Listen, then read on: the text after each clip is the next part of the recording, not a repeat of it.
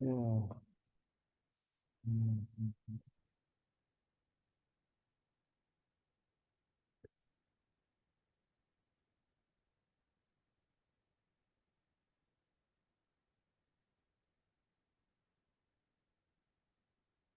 How you guys doing? Good.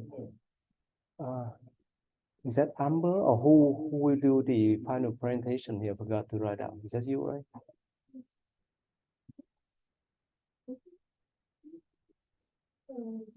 Final presentation in class, final presentation.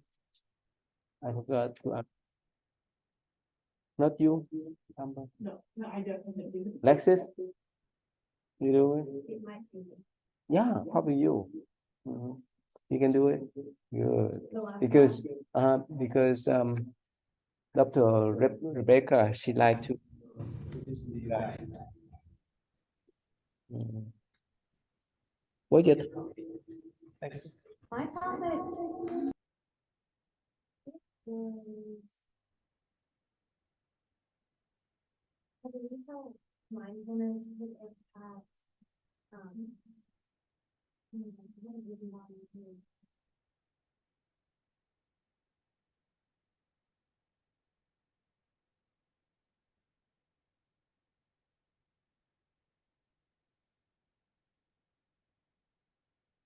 Basically, like how someone who is not straight could use mindfulness to deal with the added stressors that come with being in like a LGBTQ plus relationship.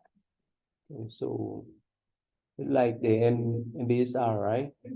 Mindfulness space deal with stress. Okay, that's good. Then we look forward to hear from you then. Okay. So let's see here. Yeah, we missed two. So how you been, Scarlett? Pretty good. Yeah, So, yeah. Pretty good. My meditations Go ahead. are getting a bit better. You want to keep going? My meditations are still getting a bit better. I really like the body scans. I think we're up to like 3 times a week, Mhm. which those are my favorite to do, and I feel like I get a lot out of them. This progress. Mhm.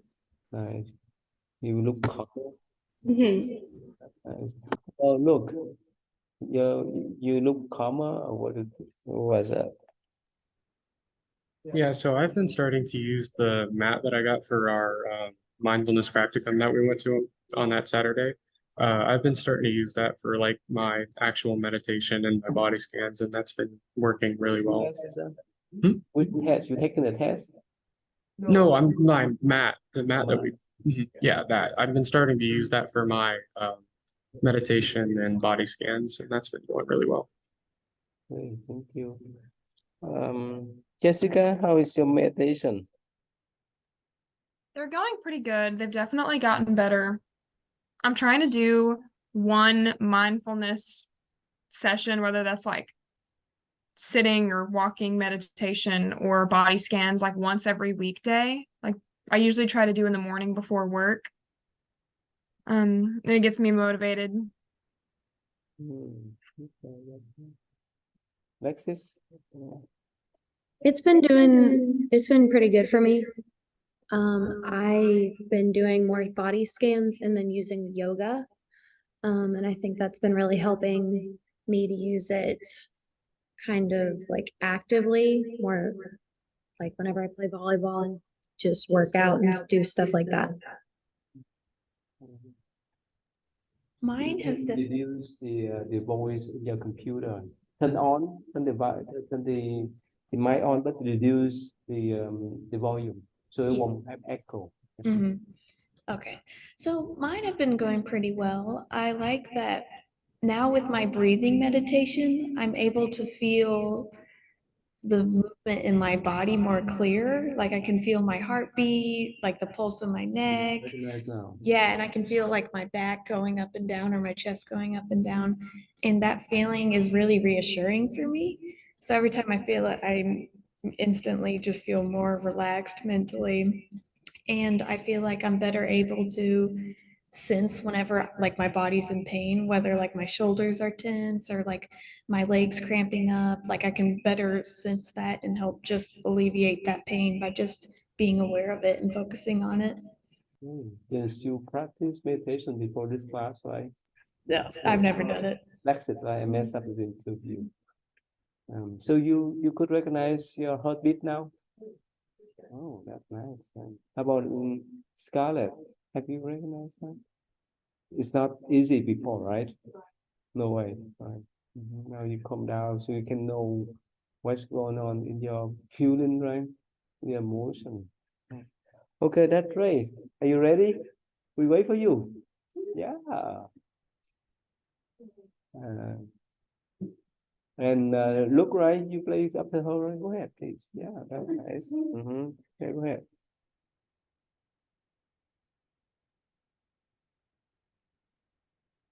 So I'm gonna play a song by Greta Van Fleet.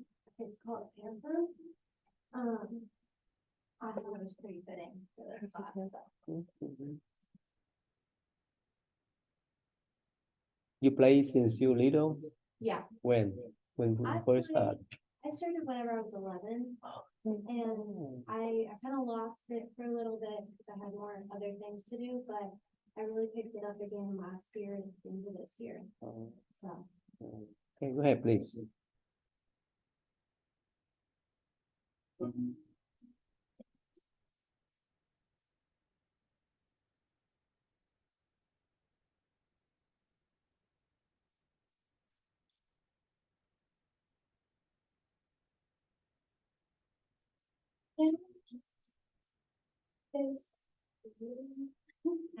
There's something in the way. So many people thinking this is sad. Where is the music? Let's take it slow. A simple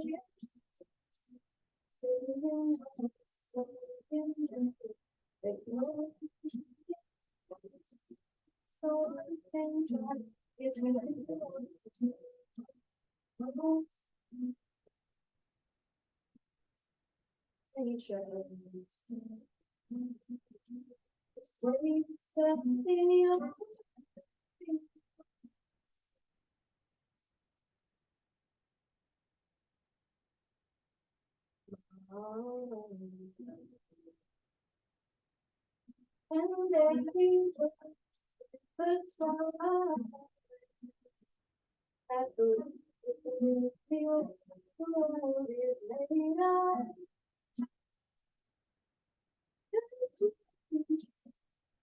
Love to get something at the it's only like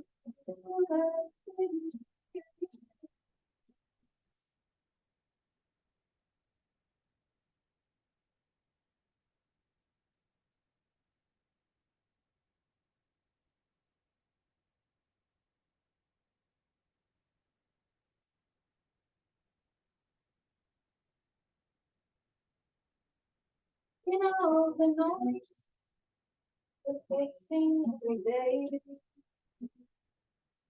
But the world must turn into gold. You see, when from the voice, the fixing every day. And we step back and say we want the same old. Your opinion of mine, so things you say and show. So in your in your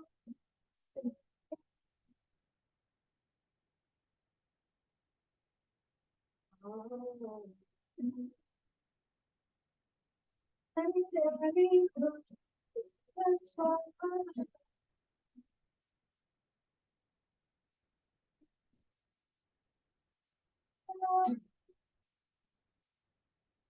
just you love to get so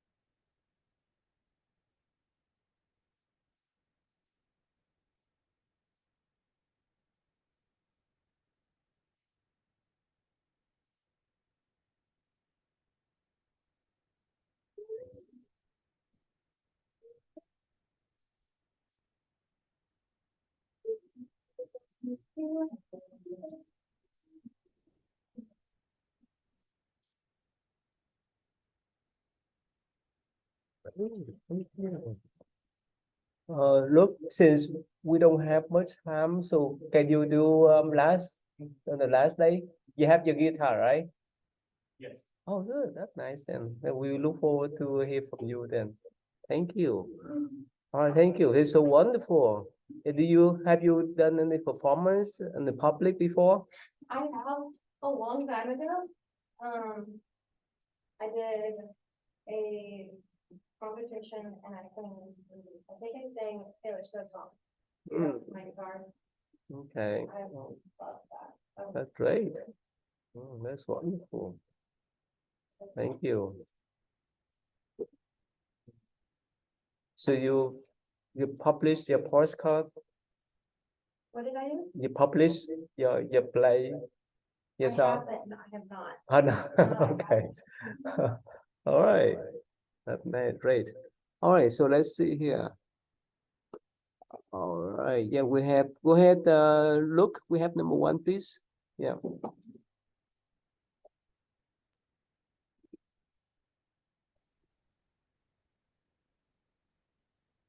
Here it is. All right. So the question asks, describe how mindfulness practice can help overcome the challenges of Can working you at can you mute your not mute, just reduce microphone. Just reduce that. Yeah. Don't mute that, okay? Because we want to record. Yeah. I think it's coming through your. Mine. Okay. Yeah, I reduce it. I minimize that. Yeah, I minimize. Yeah, go ahead, look. Yeah, try this. Let's see.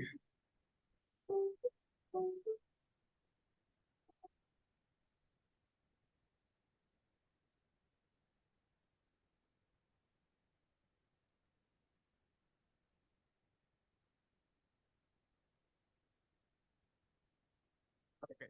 That's better?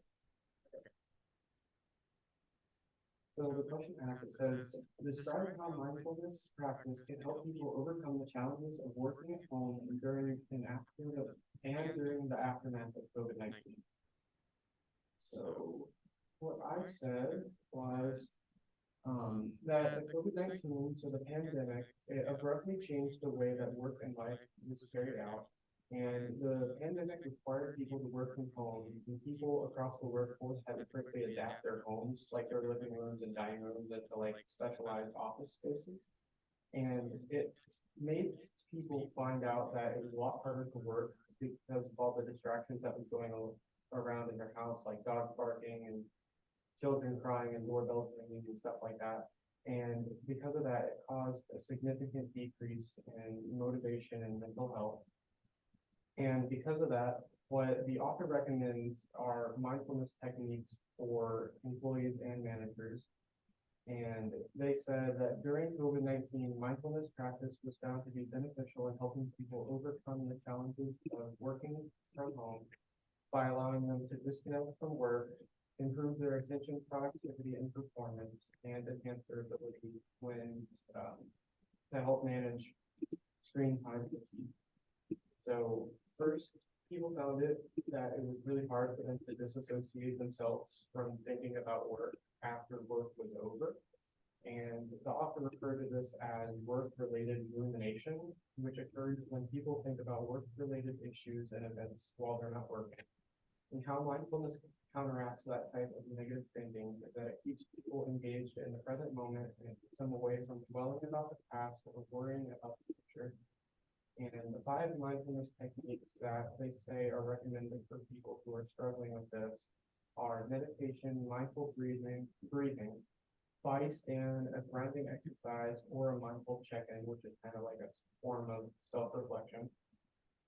Secondly, the author found that it was significantly harder for people to maintain their attention while they were working, and they would oftentimes get distracted by ambient noise. And they found that performance isn't at its best when people are working if they are distracted. And how mindfulness practices, what they did was they enhanced sustained attention, which is a specific type of attention that allows people to stay at the present moment for long periods of time. And also what sustained attention does is that if the mind does wander, it helps them gravitate back to the present and allows them to stay focused with what they're working on. And then lastly, people who suffer from this type of, people who suffer from the COVID-19 pandemic oftentimes have what's called Zoom or screen fatigue, which is the mental deprivation and exhaustion from video conferencing for a long period of time because people had a whole bunch of Zoom conferences and stuff. And as simple as it sounds, the best solution to prevent people from this type of mental exhaustion is just for them to modify their behavior and not be on Zoom or have as minimal screen time as possible. And because of this, what happens is people are able to self-regulate themselves and understand their inner self with, they recognize, oh, I've been on my computer for too long. I need to change my behavior to help prevent this, because if I continue doing that, then that's where the mental fatigue and stuff sets in. And mindfulness helps facilitate the internal understanding of yourself, which in turn allows you to self-regulate yourself better. And that's what prevents the screen time and mental fatigue and deprivation from it. So those are the three things that I found. In one of the article, it's talk about work-related rumination, but that was mean. With what? Work-related rumination. Oh, so the work-related rumination, so that's whenever people constantly think about like work-related events, or if there's something that's troublesome, related to like the work that they're doing, they'll think about that like even when they're not supposed to be, like during their free time and stuff. And they use that as time to like consistently think about the negative things that happen from work, and it distracts from their free time, which in turn kind of leaves them exhausted and stuff. So most people, right, they have this kind of problem because they stay at home. And they may have the assignment to do the work, right? And even when they go to sleep, they still carry on that thought because they work at home, right? That's what they call work-related rumination. The line between work and home is blurry. So that's one of the problems. So mindfulness is just help us to live with present moment. So do COVID-19, you guys still going to school, right? We guys went to school, right? You have that problems? That's serious for most people. A lot of people, especially the young people, they have depression. They didn't know what to do for their life next. Oh, Amber, is you the one that have this? Oh, I didn't have. You have number one? Oh, I didn't have number. I'm sorry. Who is this? It was Oh. me, sorry. Yeah, sorry, Jesse. Yeah, go ahead, please. All right, so, oh no, it signed me out of Google Docs. No, go back. There we go. So Luke really took a big chunk of what I had written about in my reading response, but I think COVID-19, that was one of the impacts, people having to work and do school from home. People didn't really realize that was going to be something that they had to worry about, or it was going to impact their life so much. Like, this is a bit unrelated, but I read an article a little while ago about how students today are so far behind where they should be because they had to learn online for up to 2 years. And people have a hard time working and learning for the most part if it's not like face-to-face. Many students and employees alike were abruptly forced into remote and online sectors to complete their studies and work. and many people, like COVID started when I was a junior. So a lot of my friends, a lot of people I knew really liked learning online and working online because they enjoyed the flexibility that it provided, as well as some people liked working from home. They liked being able to do their schoolwork or attend meetings in their pajamas in bed. I was not one of those people. I definitely hated doing everything online. I just had a hard time learning. A lot of people like me were rather unsatisfied with the change. And a lot of people, including myself, it was hard to accept the change because there was a lack of structure and there was decreased in-person socialization. And a lot of people feel like they need that socialization in order to be successful. And working from home can be difficult for many because the lack of a proper workspace, like Luke said, you have people having to turn their bedrooms and their living rooms into workspaces. Working from home can be difficult also because of the distracting atmosphere, and the inability to unplug after hours, which is what you all were just talking about, people having a hard time separate, because if they work in their bedroom, your mind kind of associates your bed with work, and then it can make it hard to sleep and all those things. And the inability to unplug after hours can lead to decreased mental health, lower productivity, and a lessened motivation. And employees suffering from these ailments due to working from home should look into mindfulness as a solution. Mindfulness is said to assist those dealing with work from home challenges by, quote, helping them disconnect from work when they need to, improving their attention to work tasks, and thereby improving their performance and allowing them to better manage Zoom fatigue and screen fatigue in general.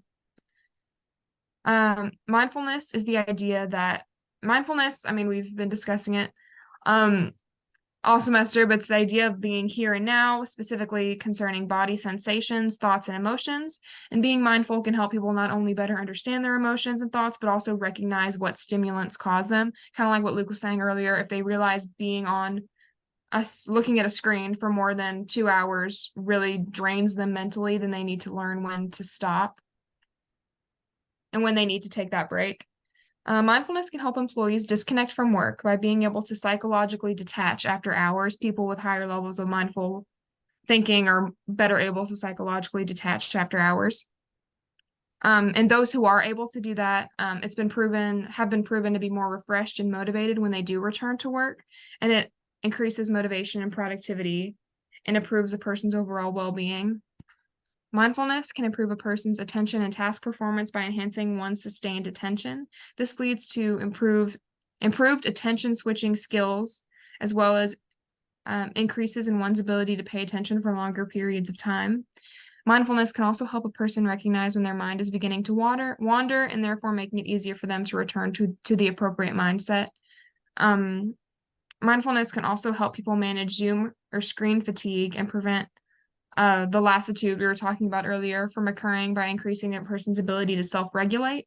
And that can help a person recognize when they're becoming overwhelmed or tired, and give themselves the time that they need to recover, as well as cut out distractions that could affect their mood, and avoid too much screen exposure that could worsen their fatigue. Mindfulness practices have, like we've been reading about, have proven to help everyone from children to teachers to prisoners, with all different types of ailments, ranging from general stress to mourning the loss of a loved one to schizophrenia. And COVID-19 and the issues that it brought about for employees and students across the world was pretty detrimental to a lot of people and unlike anything they'd ever experienced.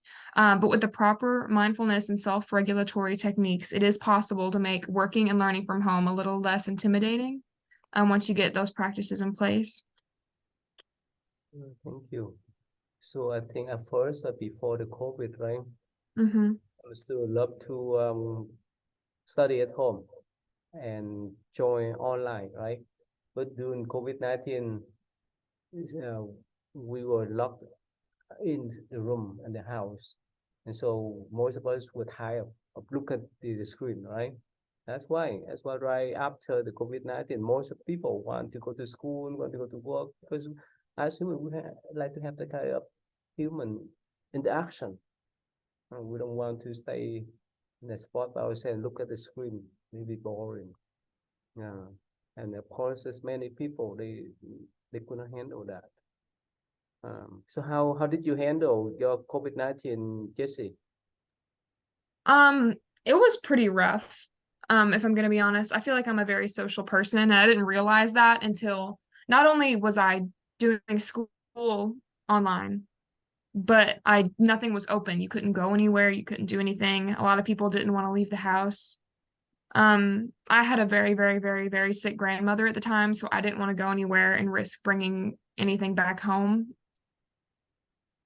So definitely a lot of FaceTiming my friends, a lot of calling my friends because they were all stuck in their house too. They didn't have anything else to do. A lot of Netflix watch parties with my friend. Hmm. I think those are pretty much what got me through. Be a top, right? Most of you too, right? Scarlett, how did you handle? Honestly, I feel like I'm really thankful that. Can you turn on, get the mic, meet the mic, so that Miss Jessica can hear you. Get me the mic. Get me the mic. Yeah, go ahead. Yeah, Go ahead. Get me the mic here. Go ahead. okay. I feel like for me, it wasn't that bad for school. I'm one of the people that kind of likes learning online, likes doing things at my own pace and everything. So it really could have been a lot worse. But I recognize that I had it really good, and I'm very thankful for that. And I think it was really rough for others. So Thank you. All right, so we don't have number 2. We have number 3, right? 1. Yeah, go ahead, Amber. You number 3, right, please. Just try to minimize so that we won't have echo. I think, here we go. Okay, so question 3 says, Minimize the volume. Yeah, the volume. Yeah. let me see.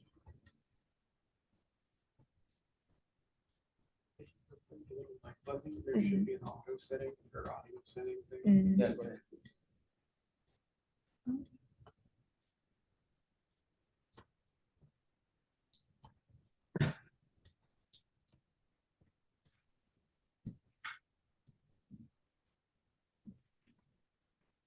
Yeah, I will.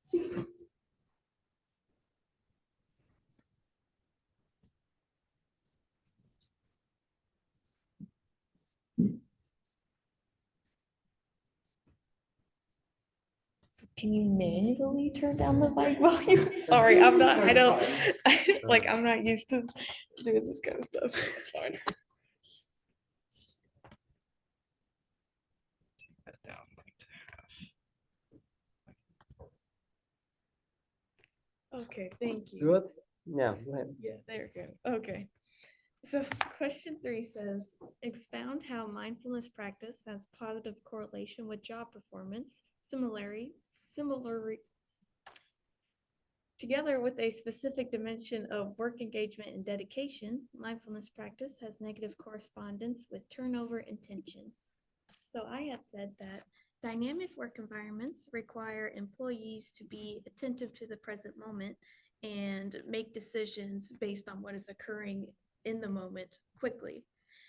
Due to the intensity and unpredictability of this environment, employees may experience high levels of emotional arousal and stress, which can affect their work performance negatively. At some point, the pressure employees may face, or the pressure that employees face, may be too much for them, and they may decide that they don't want to work at this job anymore because they don't know how to handle that stress or that pressure they face from the work or their work environment. So with practicing mindfulness, it helps employees focus on the present moment without getting distracted or overwhelmed by the pressure they face in their work environment. Whenever their mind wanders away from whatever is happening in the present, so they're either focused on something in the past or they're worried about the future, they can use mindfulness to bring their attention back to the present moment and focus on whatever is happening at their job at the current time.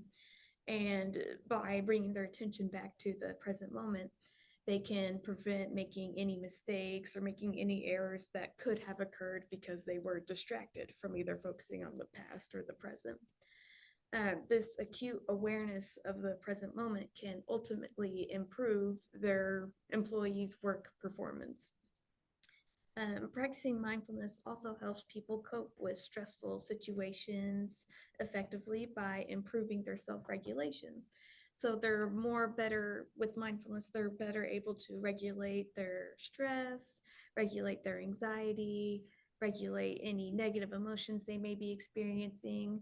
So like anger, sadness, whatever they may be feeling in the present moment due to their work or whatever is happening in that present moment.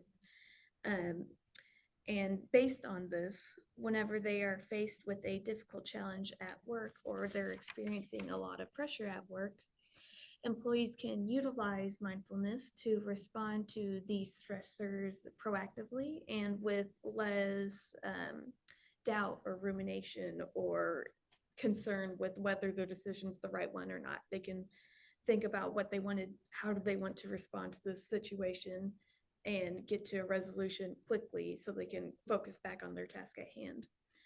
Since employees feel more in control of themselves and more confident in how they handle issues in the workplace with mindfulness, they will feel less compelled to leave their job. They'll feel more comfortable with where they're at in their job, and they feel like they can handle the pressure and stress they may face at work.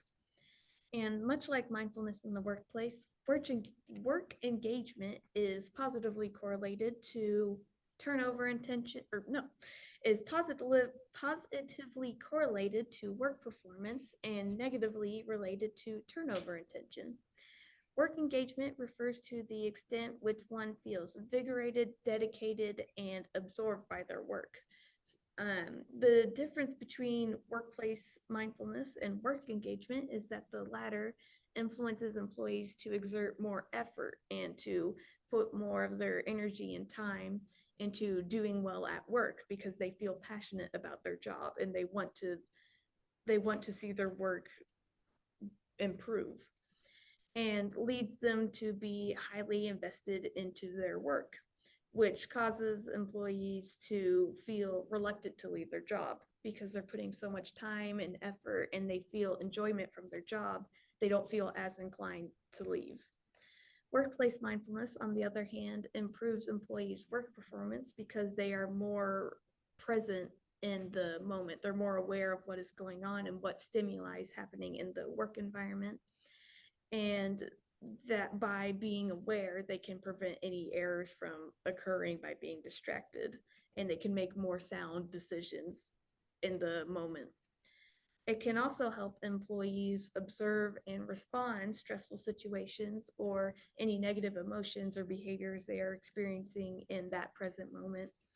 And they can respond to those non-judgmentally and more effectively because they are viewing it from a perspective of not like anger, sadness. They aren't clouding their judgment.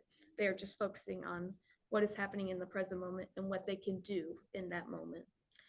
Even though these two concepts are different and produce different results whenever they are utilized in the workplace, when they are put together, whenever employees are mindful at work and they are engaged with their work, they will significantly improve their work performance, and they will feel more dedicated to their job.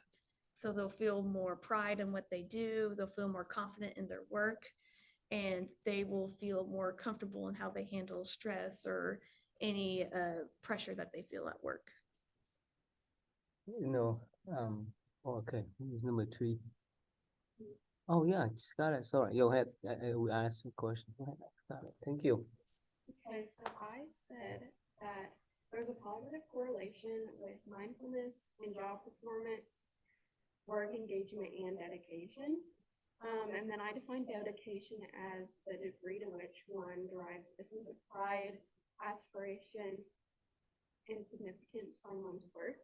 And so I said that the correlation arises from the cognitive aspects of mindfulness, that mindful individuals are able to remain attentive and are less prone to distractions or performance errors, and their ability to stay focused on the task at hand improve cognitive flexibility and avoid mind wandering enables them to perform their tasks effectively. And this suggests that practicing mindfulness in the workplace can lead to better job performance, making it a very valuable tool for individuals seeking to enhance their workplace performance. And then I said, on the other hand, there's a negative correspondence with mindfulness and turnover intention. And turnover intention reflects an individual's inclination to want to leave their organization. And this is often fueled by factors like, as she was saying, stress, anxiety, workplace tension.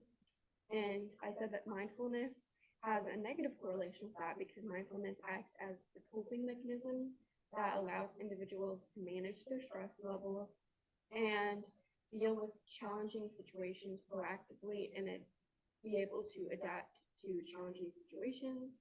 And then by fostering self-regulation and enabling individuals to approach stressors with a sense of moment by moment awareness, mindfulness reduces emotional exhaustion. And as a result of all of this, individuals who practice mindfulness in dynamic work environments are less likely to experience burnout and therefore have a decreased intention to want to leave their jobs. How many you are working now? Okay. Only you? Two? Okay, you have part-time? You have some part-time? How many hours a week are you working? I work 21 hours a week, so not that bad, but I work at a school, so I work 3 days, and so it's 7 hours each day, which can get by the end of it just very stressful, I just want the day to be over. So you think mindfulness practice could be helpful? I know for sure because even just with these meditations we've been practicing, I've noticed the difference. Especially if I do my meditation before work, I notice just a complete difference in being able to handle my emotions and focus on the day. So you get noticed this semester, right? Yeah. Wow, that's great. How about you, Amber? I don't work as much. I can't imagine doing 21 hours. I only do 14 because I work on the weekends.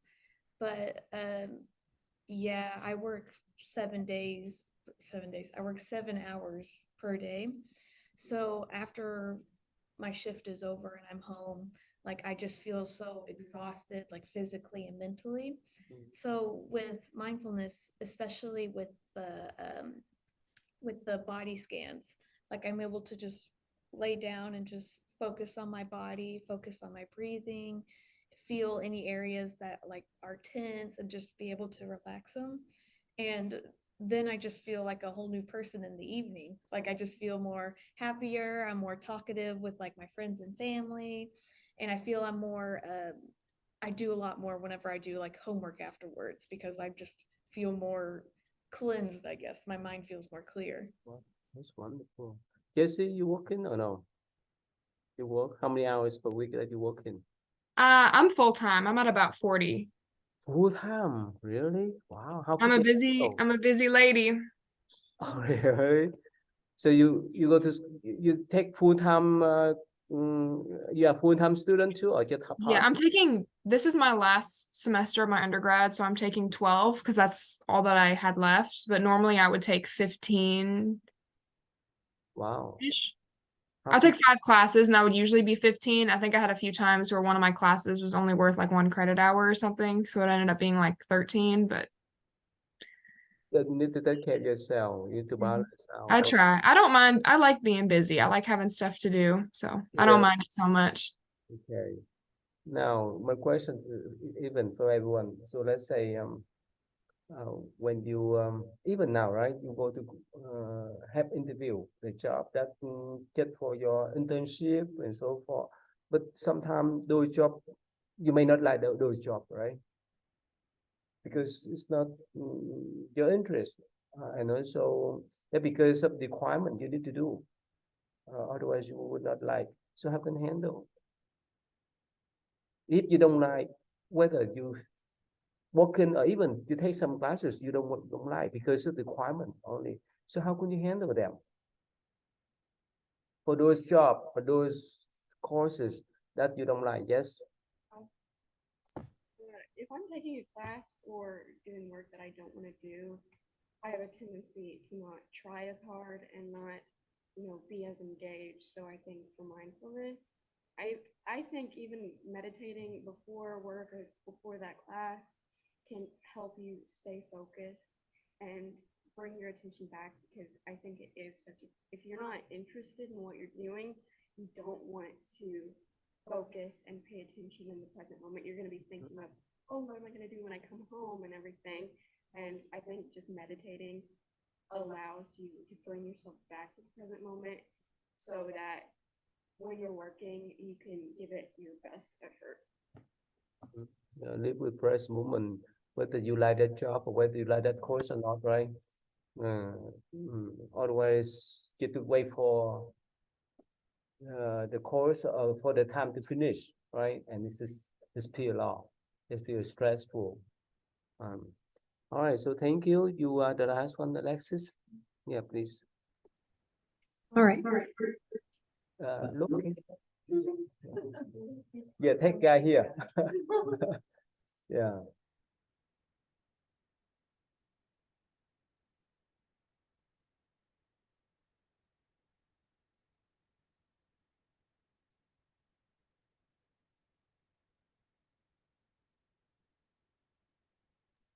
All right. So, question 4 is discuss how mindfulness practice focuses more on being than doing, having, or achieving, especially when accompanied by entrepreneurial experience. So one of the big things that is emphasized when practicing mindfulness is being able to be fully in the present moment. And a lot of people that are like starting a business or they're trying to get higher up in a company, they're focused on big goals, so they're really focused on the future, or they're focused on things that they did in the past that they need to improve on. So they need to be able to stop worrying about the past and the future and recenter their focus on the now. And it is important in life when trying to experience it more fully instead of always waiting for the next thing to happen or reaching your next goal.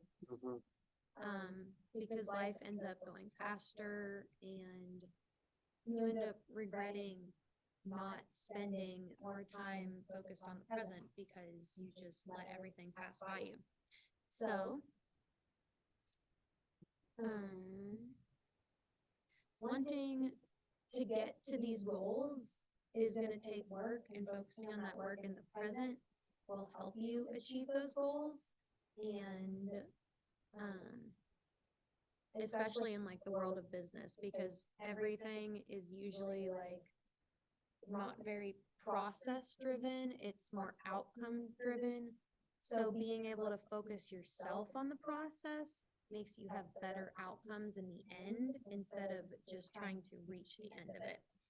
They also talked about the big 5 traits and discussed how that's not an adequate way of describing how someone's going to be able to work in the business workplace, and how mindful these people are can describe how good they can be in making big decisions like this. So the big 5 traits are neuroticism, extroversion, openness, agreeableness, and conscientiousness. So since everyone is looking for their next milestone that they want to achieve, they'll lose focus on the present.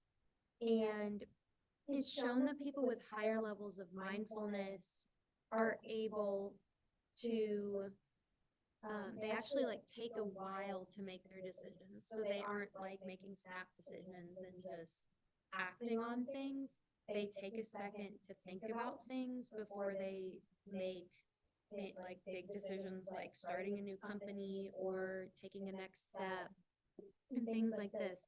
So it's shown that people with less mindfulness and more mindfulness, it's kind of like a bell curve, they both take the same amount of actions, but the people who are mindful take longer to make those actions, and they actually make better actions that puts them farther ahead than the people who went ahead and just did the first thing that came to mind.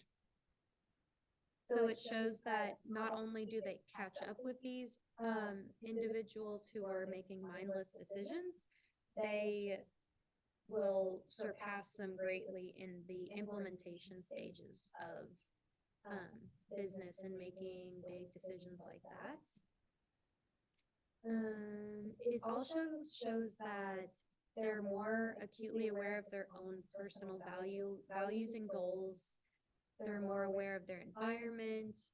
They are ethically aware, more empathetic, and they're less reactive. So they're able to like understand how their actions are going to affect other people, how they're going to affect the environment, and how they will be seen because they take these actions. So they can kind of take a step back and take that outsider point of view to see why they're going to make this decision that they're about to make. And the study showed that mindful people are able to see the bigger picture with how things need to go in regards to decisions, and therefore are more likely to succeed in their endeavors.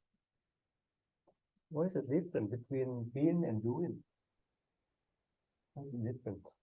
Being, I think of as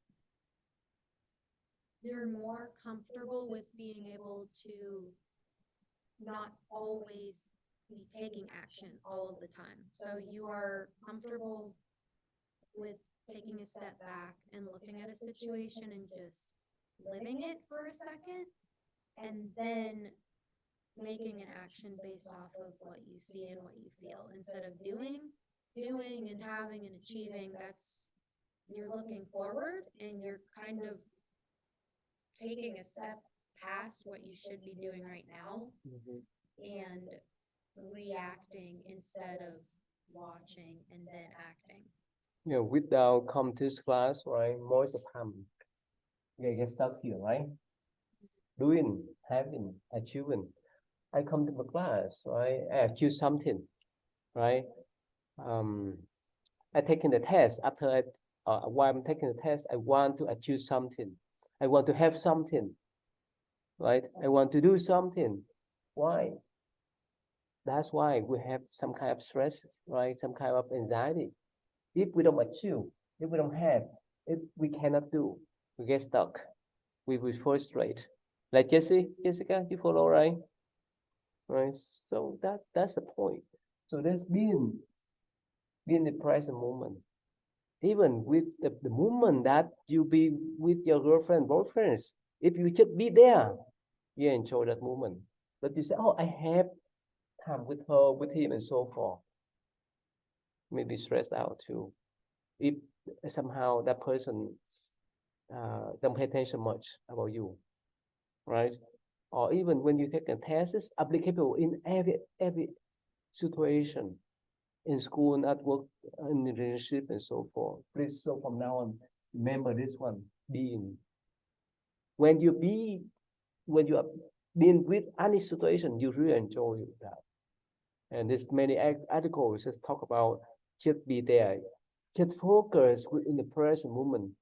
You really enjoy anything you do, whether you biking, swimming, cooking, talking, and so forth. You really enjoy that present moment. You really enjoy because you're in tune with that being, that present moment there. But when you say, "Oh, I'm doing," that means somehow you may not pay attention much.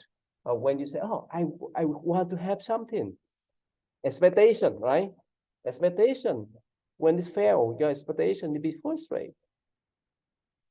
It's so important. So I hope that you come up to this class. Please remember this word, being. To be with any situation that you deal with or that you are with. Okay, that's great. So thank you. We have only only 5 of you. And before we end, I wish you can see my announcement, right? let's see here. If you can come to my celebration, you can learn more about. Let me share with you guys here. Jessica, you see that? You see the announcement? Okay. This is your choice, okay? You can earn 15 extra point to boost up. This is Vietnamese word. And if you want to register, you can click on the Eventbrite. And in this Eventbrite, it's planned to have to see that the what we want to do here, right? You got that? So it's up to you guys. It's not too far, about 30 to 40 minutes away from here. All right. So let's see here. So you be the one, right, to give the final presentation on this month, November 30. You ready? Good. And look, you can play right after her, right? Sure. Thank you. Okay. So at the rest, so please yeah, try to work on your final presentation. You can you mostly we do the presentation, right? Who like to do the paper? Jessica, you want to you do the presentation, or you do the research paper? I was doing the PowerPoint. Oh yeah, okay. All right, good. Okay. All right, so we have only 1 month to go, right? Less, yeah, 1 month to go. So look forward to see you on the final presentation, and good luck. Okay. Keep up with your work then. All right, see you then. Thank you.